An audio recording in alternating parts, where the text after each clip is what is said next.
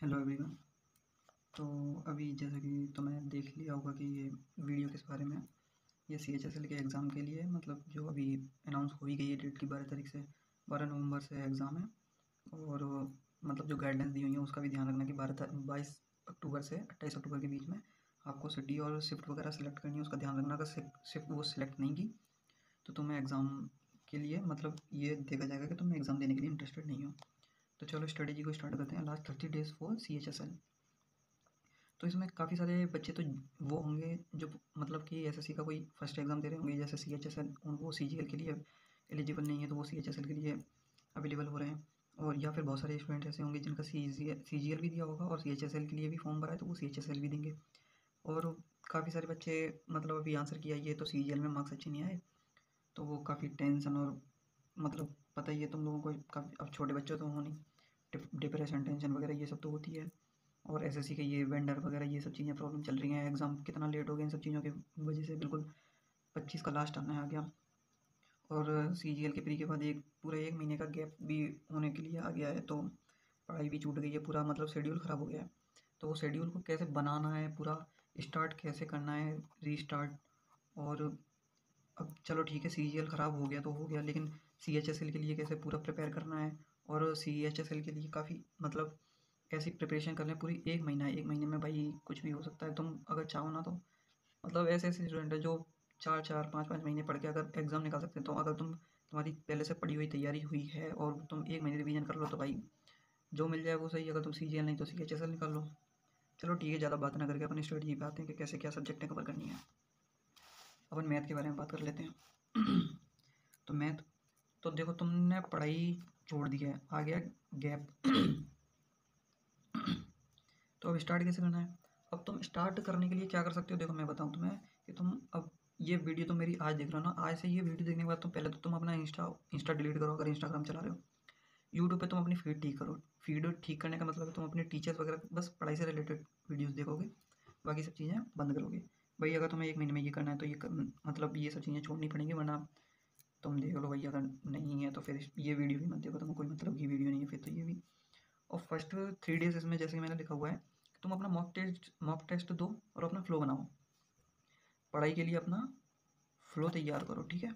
जब तुम्हारा फ्लो बिगड़ गया है, टेंशन वगैरह जो भी चीज़ें पढ़ाई छूट गई है किसी भी चीज़ की वजह से, फर्स्ट 3 डेज में तुम्हें कुछ नहीं करना।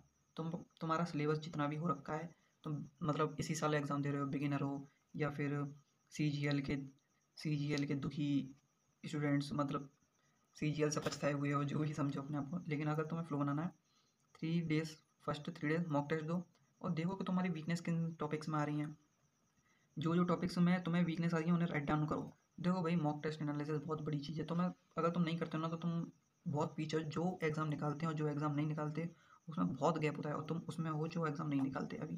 क्योंकि अगर तुम स्ट्रेटजीज नहीं पता एग्ज़ाम निकालने की तो भाई तुम पीछे ही हो। तो तुम्हें करना क्या है, देखो पहले तो मॉक टेस्ट देना है और मॉक टेस्ट को एनालाइज करना है 3 डेज, मतलब पर डे अगर तुम लास्ट 3 मॉक टेस्ट तो देने ही देने हैं। और बीच बीच में अपने तुम्हें नोट्स देखते रहना है। जैसे तुम्हें अगर बोर्ड एंड स्ट्रीम में अगर कोई प्रॉब्लम आ गई, एग्जांपल के तौर पे दे रहा हूँ, उसमें तो क्या ही प्रॉब्लम आएगी भाई, बोर्ड और स्ट्रीम में छोटा सा टॉपिक है।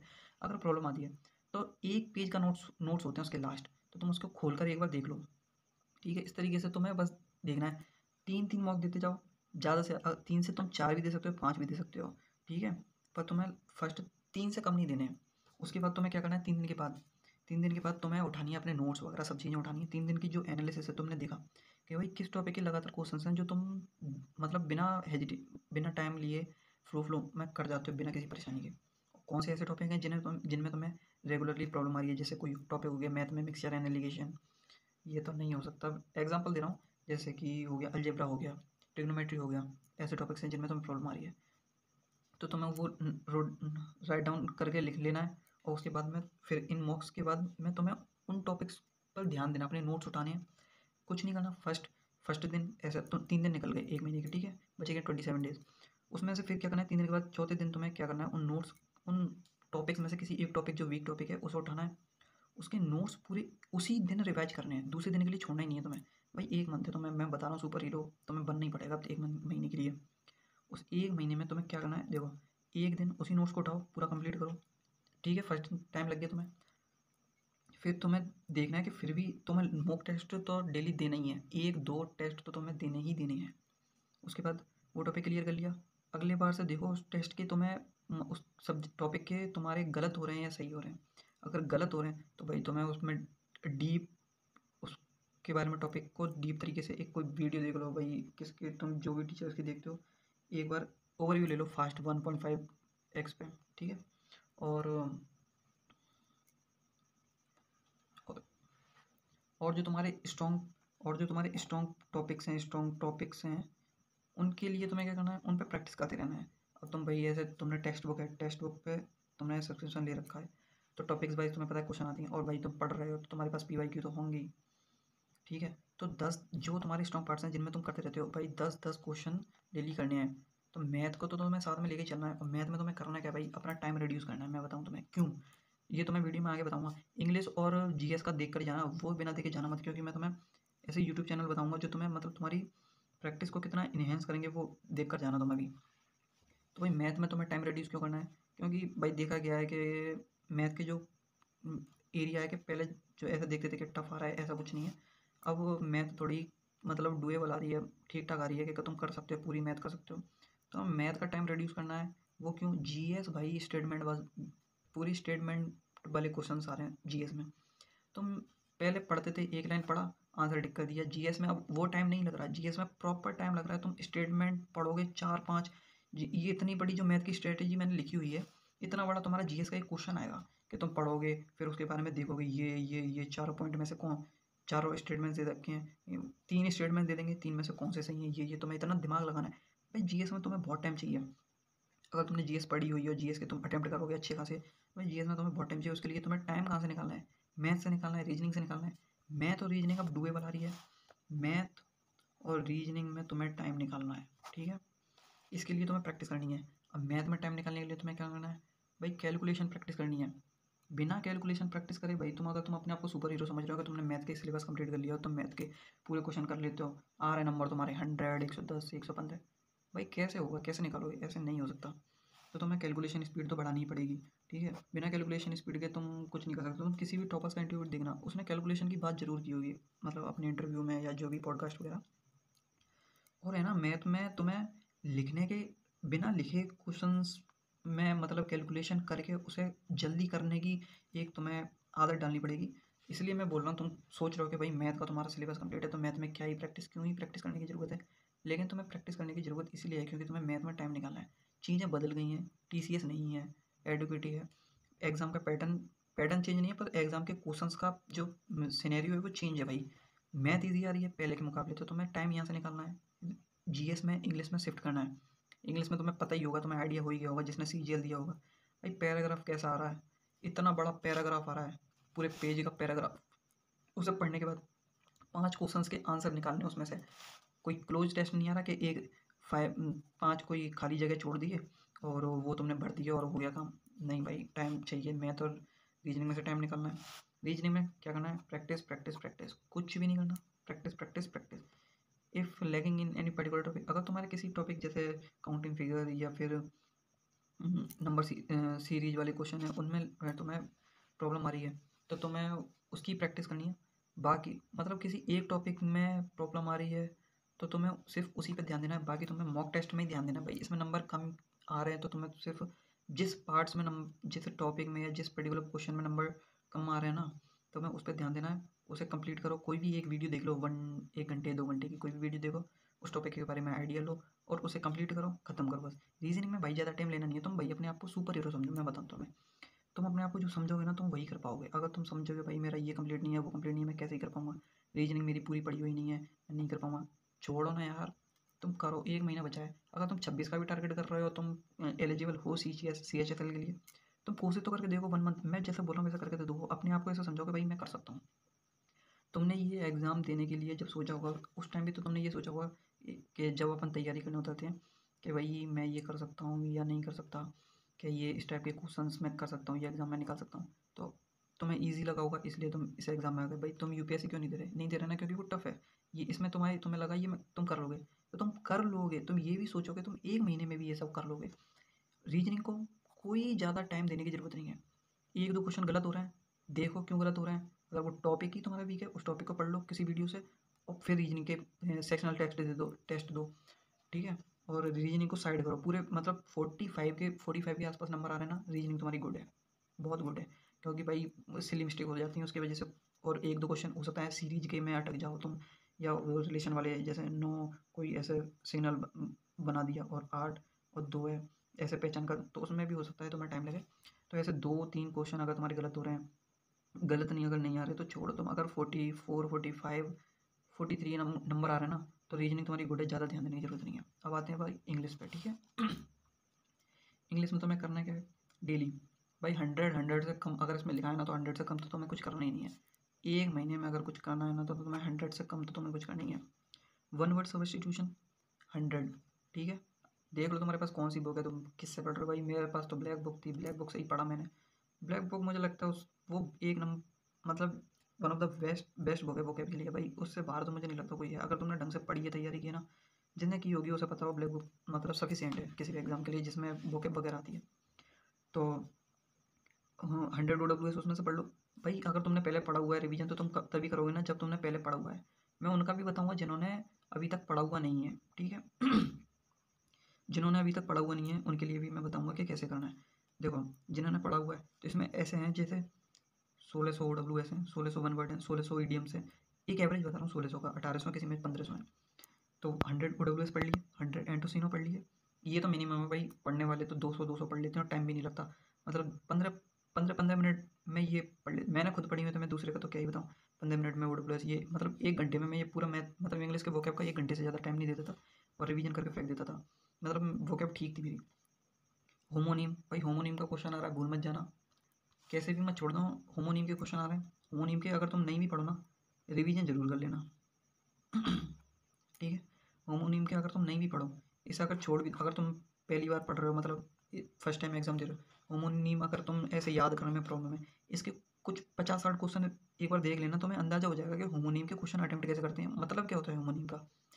तुम्हें पता चल जाए ना होमोनीम मतलब होमोनीम होते क्या है, जो दिखते सेम है अर्थ अलग होता है। तो तुम्हें ये क्वेश्चन में आएंगे और इनको अटेम्प्ट कैसे करना है ये आइडिया हो जाएगा। 100 एंटोनीम, 100 इडियम्स ये पढ़ने हैं, और जो पहली बार पढ़ना है उनको क्या करना है मैं उसके लिए भी बताऊँगा। अब देखो ग्रामर के बारे में बात कर लेते हैं। ग्रामर के लिए तुम्हें क्या करना है, अगर तुमने अपने नोट्स बनाए हुए हैं तो नोट्स में से पढ़ लो, ठीक है।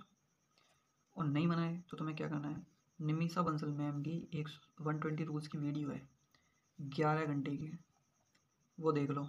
मैं बता रहा हूँ तुम्हें, वो देख लो, वो सफिशियंट है ग्रामर, ठीक है। मैंने पढ़ी हुई है इसलिए बता रहा हूँ। 11 घंटे की वो वीडियो देख लो। और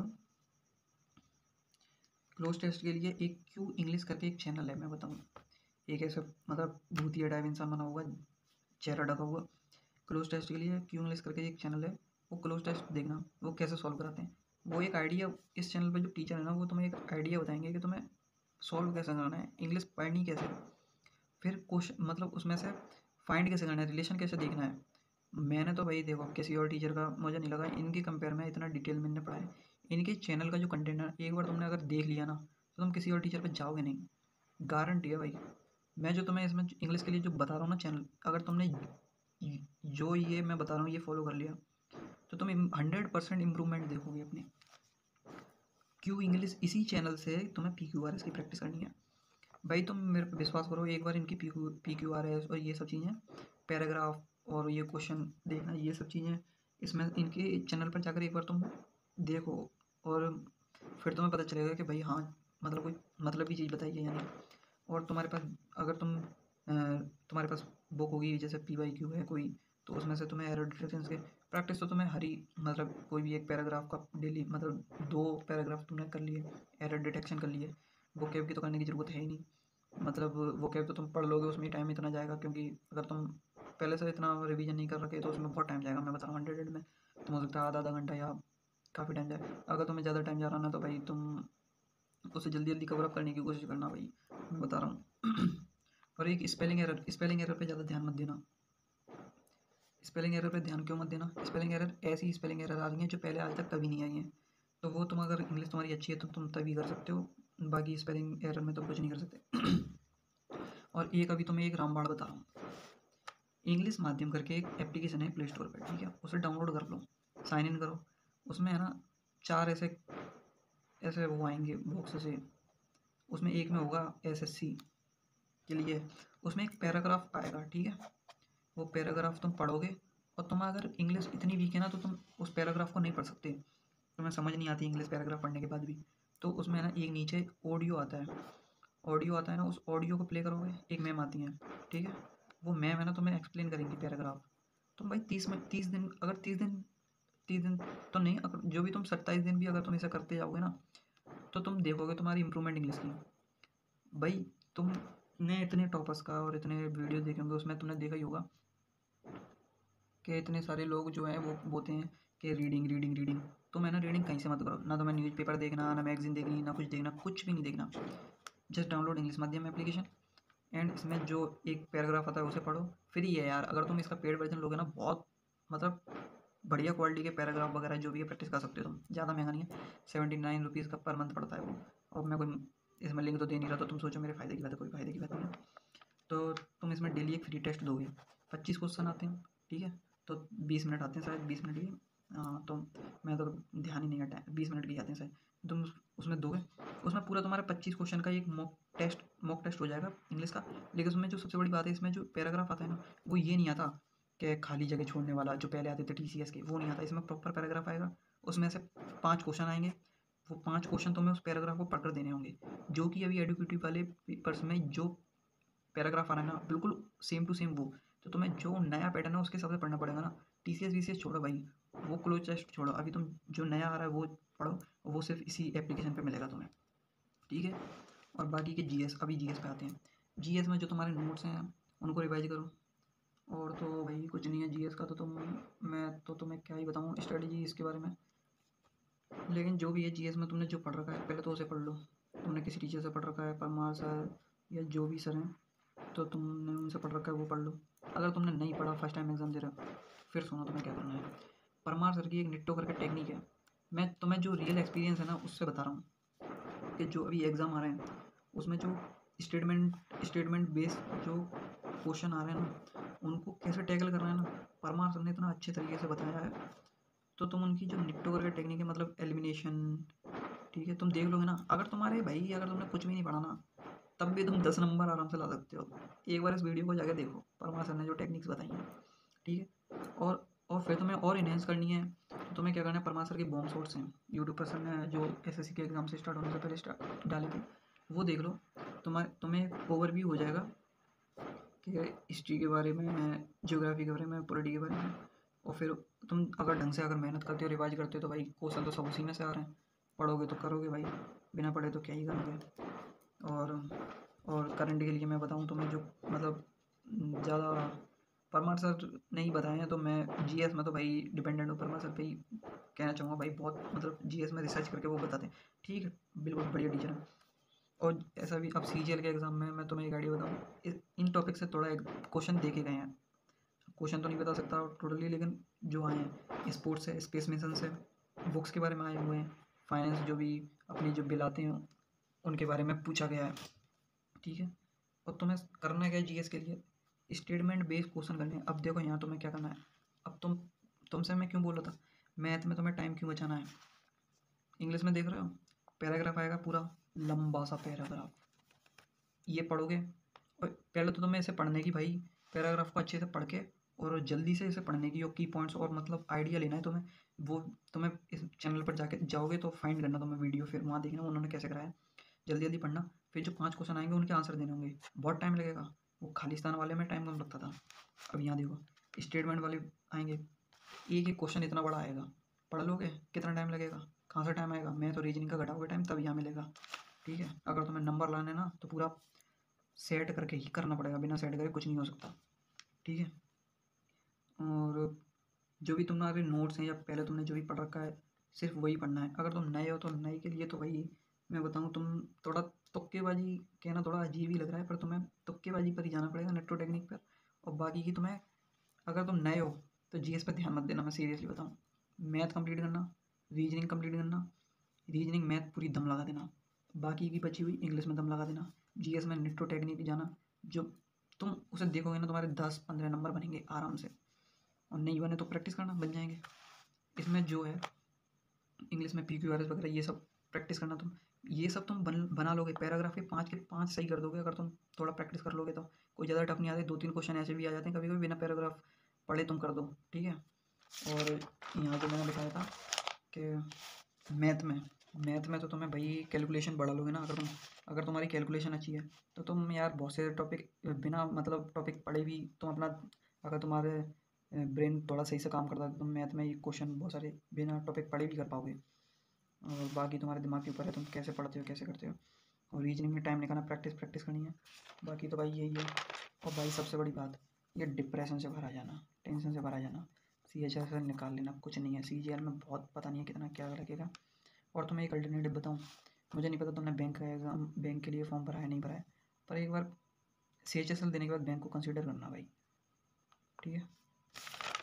कुछ नहीं है भाई, किलर काफ़ी सारी वैकेंसी निकलती, कोई अराउंड 50,000 के करीब वैकेंसी निकलती हैं, तो तुम मतलब कंसिडर करना भाई। ये SSC के बारे में तो देख देख के काफ़ी तुम्हें क्या, मुझे ही बहुत टेंशन हो गई है, ऐसे कैसे चलेगा ये सब चीज़ें,